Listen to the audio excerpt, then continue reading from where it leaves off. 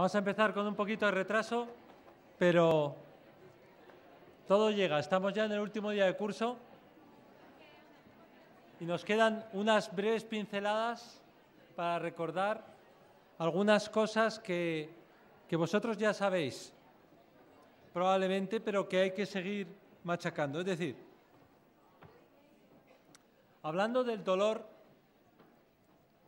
precordial o dolor que puede ser coronario, ya sabéis que es muy importante llevar a cabo un diagnóstico correcto. El diagnóstico tiene que ver con el sentido común, con la historia clínica, ya lo hemos hablado. Lo normal es que si alguien tiene un trombo o una placa que se ha roto en una coronaria, las coronarias no se cierran como las tuberías poco a poco, sino que de repente una placa de aterosclerosis en una persona relativamente joven se puede fragmentar, se puede romper, se puede crear un trombo, entonces no llega suficiente sangre a una zona de miocardio. Está claro que todo lo que sea mover el corazón, aumentar el consumo de oxígeno, tiene que aumentar el dolor, lógicamente, pero hay personas mayores o diabéticos que no tienen dolor. En cualquier caso, cuando hablamos del dolor de origen coronario, ya hemos dicho que se diagnostica si el electro es normal, con 2 electros, con y sin dolor. Y aquí tenéis un ejemplo de un paciente sin dolor arriba y con dolor abajo. Cualquiera de vosotros, incluso personas que no son médicos, incluso personas que no son enfermeras o enfermeros, si comparan los electros pueden ver que hay cambios importantes. Cuanto más importantes sean los cambios, más importante será la isquemia. Pero la isquemia, ya sabéis, y lo hemos repetido a lo largo del curso, puede provocar fibrilación ventricular, con lo cual la única forma de proteger al paciente es tener cerca un desfibrilador. Es verdad que a veces incluso los cambios se pueden ver cuando ya existían muchos cambios. Fijaros cómo en la parte superior tenemos el electrocardiograma de un paciente y este electrocardiograma tiene un aspecto horrible porque tiene un bloqueo de rama derecha, además muy raro, con unas T's tremendamente invertidas en cara anterior, fijaros en V3. Pero cuando el paciente tiene dolor precordial y tiene un dolor que lo ideal es que sea típico, centrotorácico, que se irradia a la mandíbula o a los brazos, que no se modifique con las maniobras, con los movimientos del torso ni con la respiración, pues fenomenal. Pero cuando no es típico, las cosas no están tan claras. Y aún así, fijaros cómo en la parte de abajo el electro con dolor parece como que podría mejorar, en el sentido que se hace menos negativa la T en algunas derivaciones, o en otras, en V4, por ejemplo, es mucho más notable. Bien, no hace falta meterse en especificar qué pasa en esta derivación o qué pasa en esta otra. Cualquier cambio en un paciente con y sin dolor, cualquier cambio hay que atribuirlo a isquemia. Eso sí, vigilar que las pegatinas se hayan puesto en los mismos sitios. No vale que en una de los pacientes esté puesta en el cuarto espacio intercostal y en el otro el segundo, porque entonces las precordiales pierden valor. Pero si están puestas en el mismo sitio, repito una vez más, por eso se suele dejar a los pacientes coronarios con las mismas pegatinas durante un tiempo, estos mínimos cambios tienen valor. Y yo, una vez dicho lo del desfibrilador, no me metería más. Con el síncope. Bueno, el síncope ya hemos visto que es algo transitorio, que supone una pérdida autolimitada de conciencia, que origina caída o pérdida de tono muscular, que es relativamente rápido y que, para distinguirlo de una parada cardíaca, la recuperación es espontánea, no hace falta que nosotros hagamos nada. Es verdad que las causas de síncope son variables, pero lo cierto es que el síncope es muy frecuente. Y lo que muchas veces la gente no sabe es que no solo es frecuente a edad temprana, sino que es más frecuente cuando uno se hace mayor, sobre todo cuando está tomando fármacos, etcétera. Y en estos enfermos que a veces tienen patología cardíaca, el distinguir el síncope benigno del síncope maligno, pues no es tan fácil. Entonces, lo normal es que sea debido a un problema, llamémosle neuromediado, cuando alguien es joven y sano. Es decir, si levantáramos la mano aquí, las personas que han perdido el conocimiento, habría muchas y seguramente, no, seguro, la causa más frecuente sería el síncope vasovagal. Entonces, ya sabéis cómo el paciente suele tener pródromos, las circunstancias suelen ser bastante claras, etc.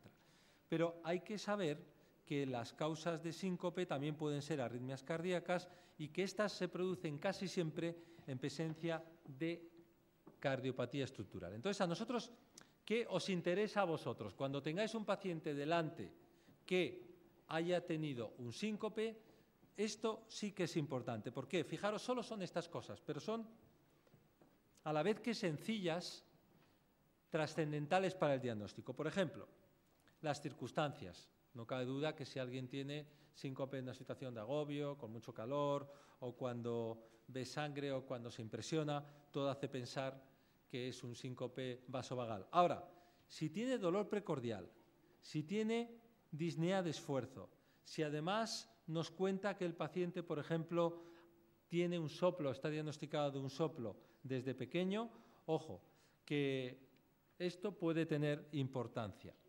Al igual que si tiene presiones arteriales muy altas, porque bueno, hay causas del síncope que se asocian a presiones arteriales altas, puede tener una disección, etc. O sea que hay una serie de cosas que nosotros no debemos dejar de preguntar. Y también es importante preguntar si hay historia familiar de o muerte súbita precoz o bien de alguna enfermedad hereditaria. Antes no se conocían bien ni las miocardiopatías ni las canalopatías, pero hoy en día es mucho mejor conocido esto. Y en la exploración, pues no hace falta que sea una exploración muy estricta, pero tenéis que fijaros si tiene soplos, cómo son los pulsos femorales por el tema de la coartación, si tiene un fenotipo de Marfan por el tema de la disección y la presión arterial. Fijaros que es una exploración también bastante anodina. Pues bien, lo siguiente que nosotros veremos cuando tengamos síncopes probablemente son bloqueos. Ya los hemos estudiado. La causa en personas mayores de síncope tratable cardiológicamente es en la exploración normal, al auscultarle veremos que está muy bradicárdico, al tomarle la frecuencia cardíaca estará pues a 40 o 35 latidos por minuto y el electro nos dará la clave. Ya hemos visto los tipos de bloqueo, ya hemos visto que las aurículas nos dicen lo mal que está el paciente, porque este paciente, por ejemplo, que tiene una arritmia auricular, una taquicardia sinusal, estando muy bloqueado, quiere decir que está teniendo mucha descarga adrenérgica, habrá que poner un marcapasos.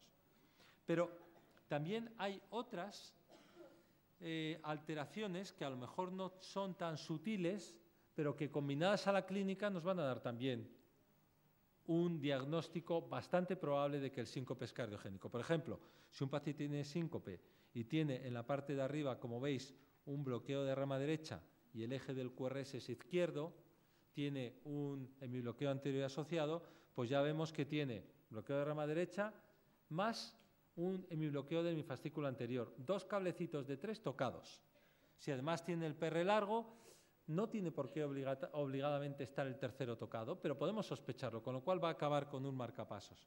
Y lo mismo pasa, pero de una forma más interesante todavía, con el bloqueo de rama izquierda. ¿Y por qué? Porque yo con el bloqueo de rama derecha, si un paciente tiene un síncope, si tiene además el bloqueo anterior, yo digo, puede tener el síncope porque tenga los cablecitos mal. Es decir, me cuadra que haya podido tener una bradiarritmia. Pero si veo un bloqueo de rama izquierda, ¿qué diferencia creéis que hay? Es verdad que el bloqueo de rama izquierda, ya el hemifascículo anterior y el hemifascículo posterior estarán deteriorados, 2 cablecitos ya están tocados. Es casi como el otro, es como el bloqueo de rama derecha. ¿Qué diferencia hay? ¿Qué os gustaría saber en el paciente de abajo que tiene un bloqueo de rama izquierda? Efectivamente, si tiene algo debajo, porque el bloqueo de rama derecha te deja ver el corazón.